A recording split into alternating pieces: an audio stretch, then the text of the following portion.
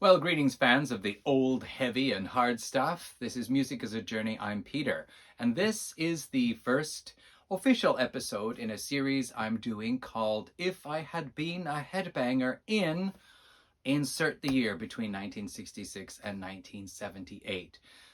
Let me explain about this series. The concept is quite simple.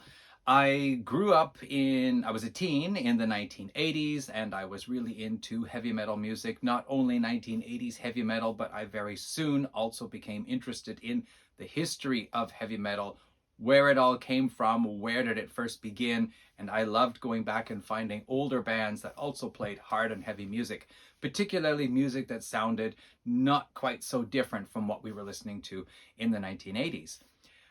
Keeping that in mind, I thought about starting a series where I would revisit different years prior to 1979, because 1979 is when the new wave of British heavy metal finally broke out in the UK and spread its way across the world. Heavy metal got an image, it got a new look, it got a definition, and then all that excitement happened in the 1980s with thrash metal and glam metal, other extreme metal, and US power metal, and all sorts of exciting stuff. So prior to 1979, but starting from 1966, I will explain about that more when we get there to those particular years. But the idea is that if I were of the frame of mind that I was in the 1980s, or even now, if I were a headbanger in that year of, say, this time 1974, what are the songs that would thrill me most? So what are the songs from 1974 that are most closely like or pointing in the direction of the music that I was listening to in the 1980s, and music that I continue to love even to this day? Now, this is the first official video in that series. However, I did actually do a 1976 video much earlier this year. That video was based on the concept that I'm starting with this series here. However, it was actually a response to a channel in the vinyl community called Physical Format Rock and Roll, and he was responding to another video. So I decided I was going to respond by picking out 10 of what I felt were some of the heaviest songs from 1976, thus making the first video in the series without it actually being titled If I Had Been a Headbanger In. So I will put a link to that video at the end of this video here. You will see a little card down below. As well, I will put a link to another video where I discussed, I think it was 10 of the fastest songs in rock prior to 1979 or 1980. I forget now. I'll put a link to both of them at the very end.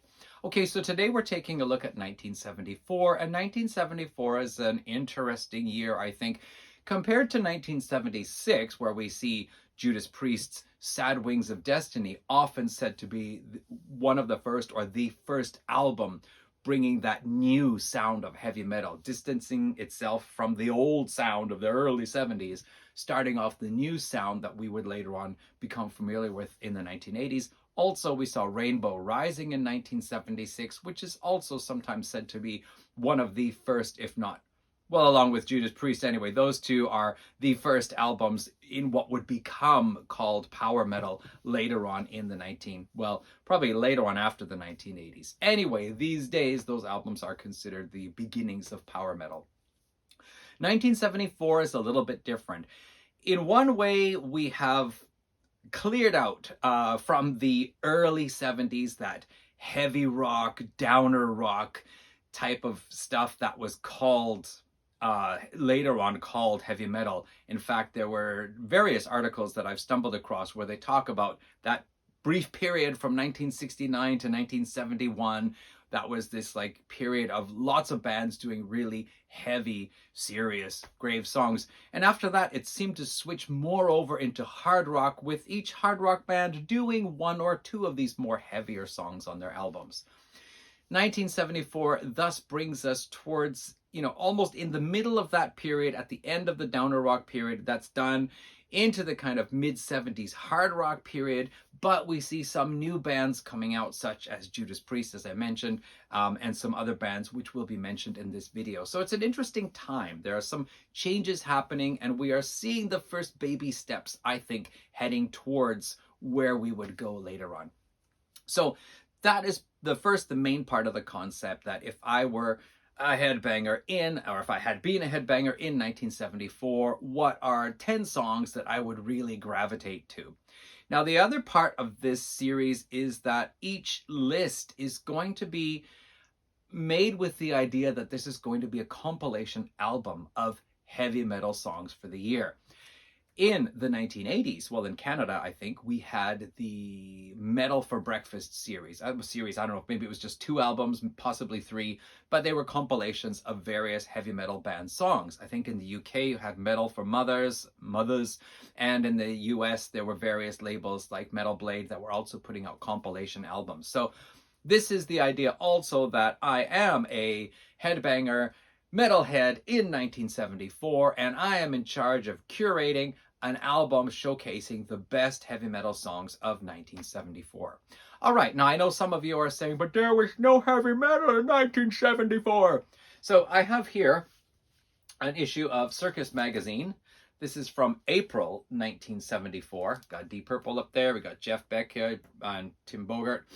And they have a section in here. This is the Rock and Roll Sex Index Part 3, where they give different definitions of words associated with rock and roll music, all defined with a sexual slant. And I'm going to show this here. Oh, if you can see this, there is something here, a definition of heavy metal.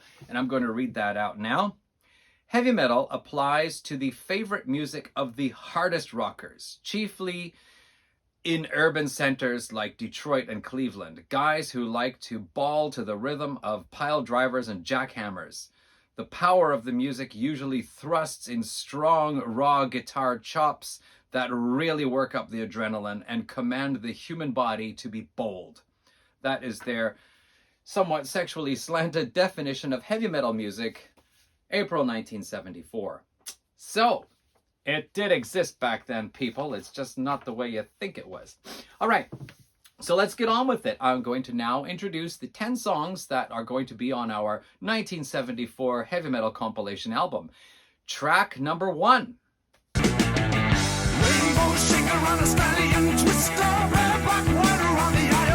So for track number 1, I have chosen the title track, the opening track of Deep Purple's 1974 album, Stormbringer. Stormbringer is a great choice in some ways. First of all, musically, it is different from what Deep Purple were mostly doing around this time. The rest of the songs on this album and the previous Mark III album, Burn, are mostly Deep Purple styled rock with kind of a funky sound to a lot of them. But both Stormbringer here and Burn on the previous album follow a different trend. They are more serious songs, musically still getting a little bit closer to that classical influence rather than a funk influence. The playing style, it's more resembling, I think, where Ritchie Blackmore was going to go with the Ronnie James Dio period of Rainbow. So we have these, in both Burn and Stormbringer, these fantasy type characters. Burn seems to be about a woman with witchly like powers. She can set everything ablaze with the wave of her hand. In Stormbringer, it's a male figure, I think perhaps having some control over weather or storms, being able to create twisters. They both actually, especially Stormbringer, could sound like early Judas Priest type songs, because we know Judas Priest liked to write songs about these fantastical characters like Exciter and Painkiller and the Sentinel and so on. So lyrically and musically, I feel this is a great contender for an early type of heavy metal song. There are 2 strikes against it. One of them is the really dated keyboard sound that we hear at the beginning. Really smells of 1974. And also the guitar is not particularly distorted, not like you would hear on Deep Purple's In Rock album from 1970. But otherwise, I think this song still has the power and the feel of an early version of power metal So that's my first pick as track 1 on side A of our 1974 heavy metal compilation, Stormbringer by Deep Purple. Track 2.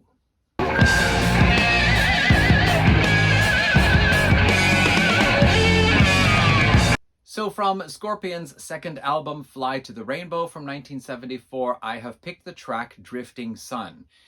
This is an interesting album because after the debut album Lonesome Crow, Michael Schenker got pilfered by UFO. And the band broke up after that. The Scorpions were no more. Rudolf Schenker went to visit his friend Uli John Roth, who had a band called Dawn Road, featuring Uli on guitars and vocals. There was a keyboard player, bass player, and drums. And Uli said, sure, you can join my band, but bring your singer from the Scorpions, Klaus Meine, to the band as well. So during the recording of this album, Scorpions was actually a 6-piece featuring a keyboard player as well. However, he left after the recording sessions were done. This album is often said to have some progressive elements to it as well. There are longer compositions combining acoustic and electric, and also some keyboards in some places as well. Now, there were 2 songs that I would have gladly chosen, either of these ones here. The first one, the opening track, Speedy's Coming, which is just a charging, intense, hard rockin' track with some great guitar. Then Drifting Sun, which is actually track number 3 on here. Both of those I would have picked. And if we're talking about a compilation record that is actually going to be pressed, we have to consider the length of the songs. We can't go over too much time on one side. So if Drifting Sun is too long, we could replace it with Speedy's Coming. However, I'm going to go with Drifting Sun because I feel it has more of that metal atmosphere to it. It's more serious in sound. It's a little more foreboding perhaps. It's got that very heavy riff to it that introduces each section of the song. And then you've got this beat during the middle section, which is just like this heavy machine press going boom, chicka, boom, chicka, boom, chicka, boom, chicka, which is often said to be the inspiration of bands like Black Sabbath and Judas Priest, that pounding heavy metal machinery there in the Birmingham area. We also have some great dual guitar effects solos by Uli John Roth with all sorts of moans and bends and wavering cries of the guitar, which is really cool. So I pick Drifting Sun as track 2 for our 1974 heavy metal compilation. Track 3 on side 1.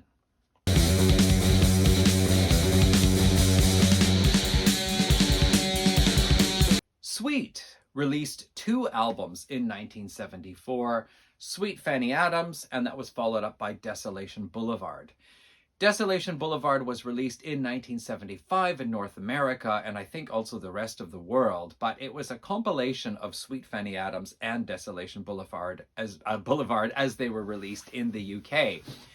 Also, the singles Ballroom Blitz and Fox on the Run were included on the North American release, which are not included on these 2 albums here, although the British release of Desolation Boulevard includes the original album version of Fox on the Run, which does not include those keyboards that you hear in the single version. Also, some of these layered vocals, high-toned vocals are also not in the original song to the same extent as on the single. And the original song is just longer, more time for a guitar solo. It is a catchy, hard rockin' song, quite unlike the single, but nevertheless the same song. So, taking a look at Sweet Fanny Adams, there were 2 tracks on here that I felt were really strong contenders. One of them, Into the Night, and the other one, Sweet F.A. Sweet F.A. was actually my first choice, and it is the choice that I'm going with. Now, when it comes to Sweet, we get some really hard rockin' songs, and sometimes even on quite the heavy side. But Sweet were one of those bands that did a lot of these high-toned vocal harmonies like Queen or Uriah Heep. And that was popular during that time there of the early 70s, the first half of the 70s, maybe even going into the later half of the 70s. But by the 1980s, it was not really cool to do that anymore. And I don't think it's been really cool to do that since. Although in the 1980s, we had plenty of heavy metal singers who were singing in really, really high tones. So that is one of the things that would detract from this song for a 1980s metal kid. But we are talking, it is 1974, so let's not worry about that. High tone vocals is cool in 1974. Also, there are some moments in the song where it takes on a more 1974 rock sound, and there's even tubular bells or some kind of chimes in those parts that are more melodic. But the main part of this song is that charging, distorted riff with a secondary descending riff, descending chords in the riff there as well, which makes the song pretty much charging and rocking and quite heavy. Mick Tucker is excellent on drums as always, and Andy Scott's guitar playing, he does lots of wild, crazy guitar sounds. And in fact, during the long outro of the song, instrumental closing of the song, there are some similarities to Deep Purple's Hard Lovin' Man from the In Rock album. So maybe they took inspiration from that. Anyway, really cool track, and in some parts there, it does almost give a thrash metal type feel, especially, here's a sample of one part.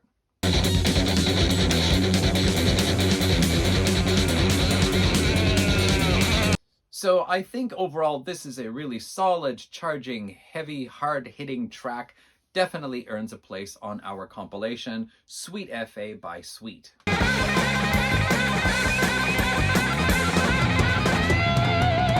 Next up, we visit UFO's third album, Phenomenon, and the first album with Michael Schenker on guitar. There is a song on here called Rock Bottom, which really rocks. In fact, when I was listening to it again the other day, I thought that song would not be out of place on a new wave of British heavy metal album, say from around 1981 or possibly 82. It really has that kind of new wave of British heavy metal feel to it, in my opinion. We've got a great riff from Michael Schenker, pretty hard and intense song, very, quick-paced, not a thrash or anything like that, but a quick-paced song with some hard-hitting chords, great guitar solo from Michael Schenker, just an intense rocker that, again, would not be out of place in the new wave of British heavy metal. So track number 4 on side A is going to be Rock Bottom from UFO's Phenomena album. Track 5 on side A.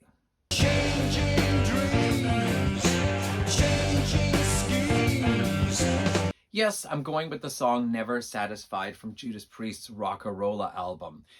This is the lineup of Judas Priest: Rob Halford on vocals, Glenn Tipton and KK Downing on guitars, Ian Hill on bass, and John Hinch on drums. Now, KK Downing, Ian Hill, and John Hinch were together playing when the old Judas Priest singer Al Atkins came across them in a rehearsal room and said he was very interested in what they were doing. He recognized KK, who had auditioned for the original Judas Priest band earlier on, and said he would be interested in forming a band with them. And so for the next few years, Judas Priest moved on with those 4 guys. Well, the drummer changed a couple of times there. But then finally, Al Atkins decided to leave the band. They needed a new singer. Ian Hill's girlfriend was the sister of Rob Halford, so she recommended audition my brother. And of course, then when they signed to Gull Records said, you need another member in the band, and we've got a band called the Flying Hat Band with a guy called Glenn Tipton on guitar. He's great. Let's just take him from Flying Hat Band and put him in here. Actually, recently I found out that there was an album's worth of recordings done by the Flying Hat Band with Glenn Tipton on guitars and lead vocals.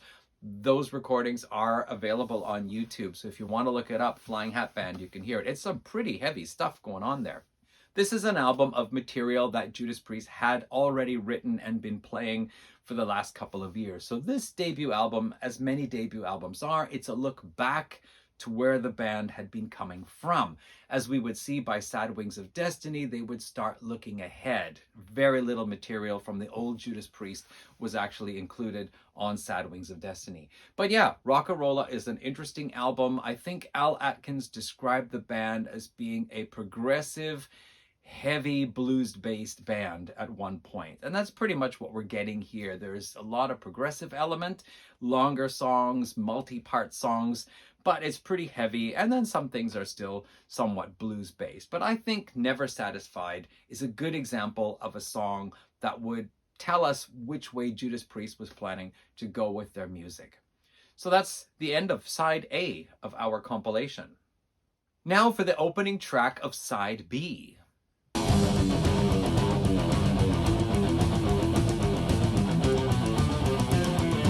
Queen also released two albums in 1974, Queen 2 and Sheer Heart Attack. And Sheer Heart Attack, for metal fans, is known especially for Stone Cold Crazy, often said to be one of the earliest thrash metal songs out there. Well, it certainly is a very fast song, very fast guitar playing. I don't know if it's exactly thrash metal, but I think Metallica played it on stage one time. So it gets cred for that. But from Queen 2, this album is, among many people, this is the favorite album. It is often said to be quite a heavy album, but also progressive album. I really like it. And there is a track here that opens side 2. So we're going to open our side 2 with that. It's called Ogre Battle. Now it does have some of the typical Queen things like the very high chorus vocals, but it has got a great heavy riff, and it is a pretty powerful heavy rockin' song, certainly for 1974. So I think we're going to open our album with Ogre Battle from Queen 2. Track 2 on side 2.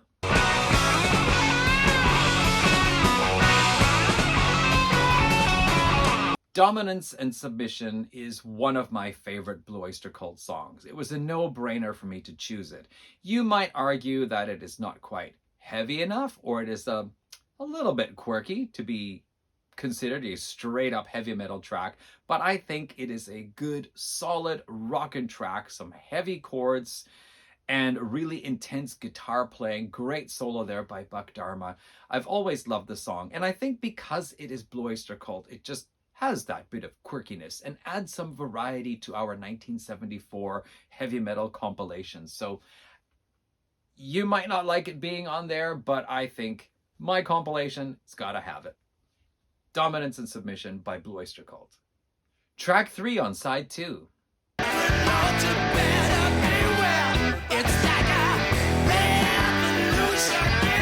I am approaching my selection being an individual who is either in Canada, United States possibly, or over in the UK. So albums that we probably would have seen had we been in any of those places there. Picking out some really obscure act from some other part of the world, well, it would be great if we could somehow get a hold of that sort of thing.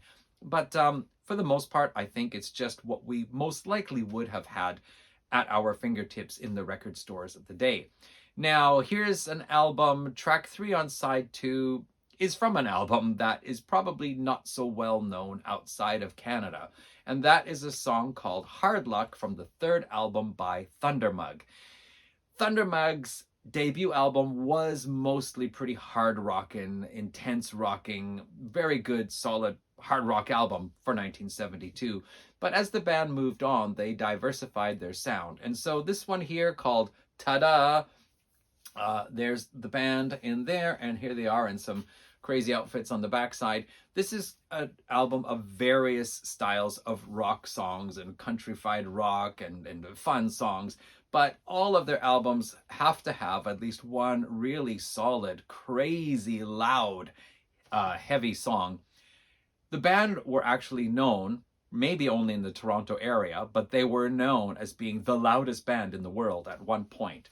Probably nobody else in the world actually knew that, though.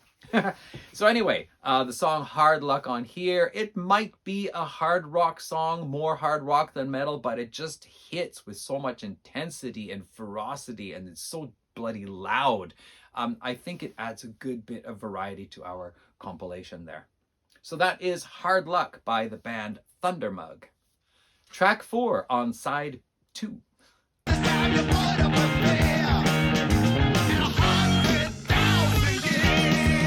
Kiss, another band who released 2 albums in 1974. Now I've got to mention, my 1976 list did not include God of Thunder. And at least 2 or 3 people in the comment section of that video said, why don't you have God of Thunder on here? Or God of Thunder belongs on this list. Or my list includes God of Thunder.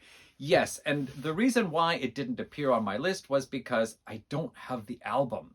I know that is sacrilege. It's a cardinal sin. I don't have Kiss's Destroyer album. Actually, I don't have all that many albums of Kiss to begin with. I was never really into the band as much as I was into their early shows. I like their 1970s shows with the makeup, the costumes, the fire breathing, the blood, the flaming guitars, and all that kind of thing. I think that is really, really cool. But I've never been all that much into the band.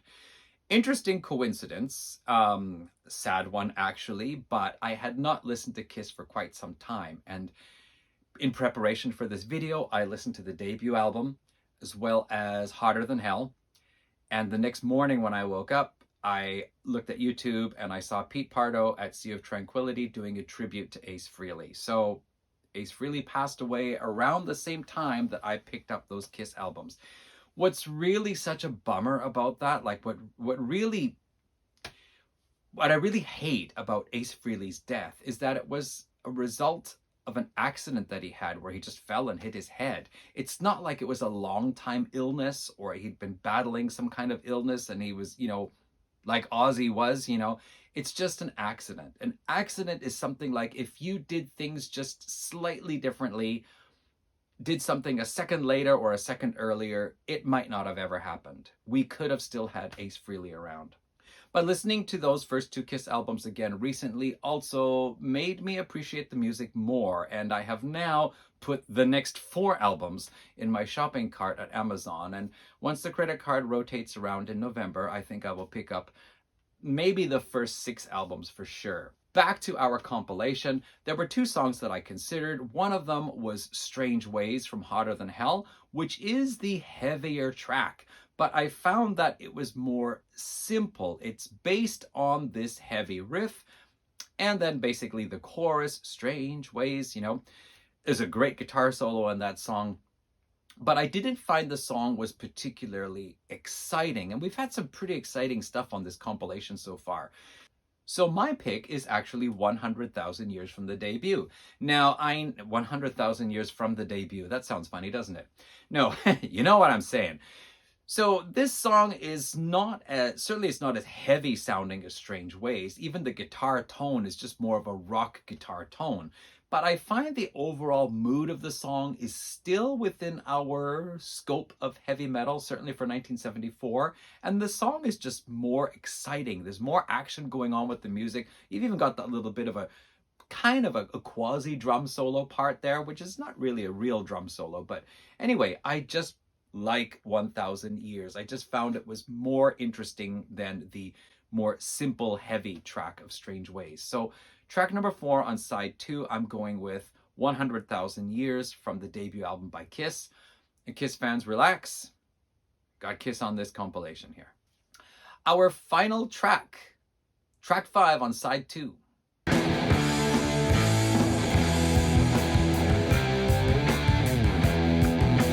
Yes, for our final track, I'm going with the song Working Man from Rush's debut album. First of all, that opening riff is pretty heavy for the time. I mean, it has that heavy metal mood to it, almost bringing us back to the more doomy, downer sound of the early 70s. But the song, of course, picks up as a great hard rockin' track and then an extended showcase guitar solo there, plus some really intense guitar and drum workout concluding the solo and in parts of the solo and going back quite powerfully into that heavy riff again. So this song for 1974, for me, it just packs so much of what we would have been calling heavy metal at that time. Working Man from Rush's debut album.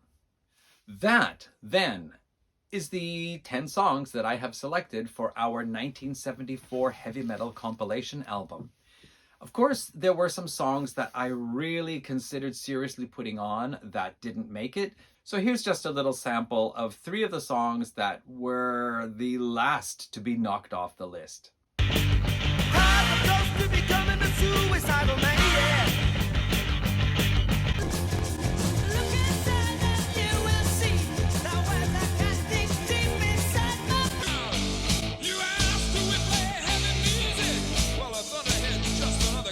So, what do you think of this compilation? Are there some songs by these bands or from these albums that you would have preferred to see on the list? If you were curating your own compilation, what songs would you be putting on the album? And especially if there are some songs by bands that I didn't mention, I would really like to know, because if there are some heavy tracks out there that I don't have in my collection from 1974. I want to know about them. Actually, I would like to add one more track. It's called Heavy Metal Kid by a band called Colored Balls from Australia. I talked about them not that long ago in a video that I did on what was a heavy metal kid in 1974.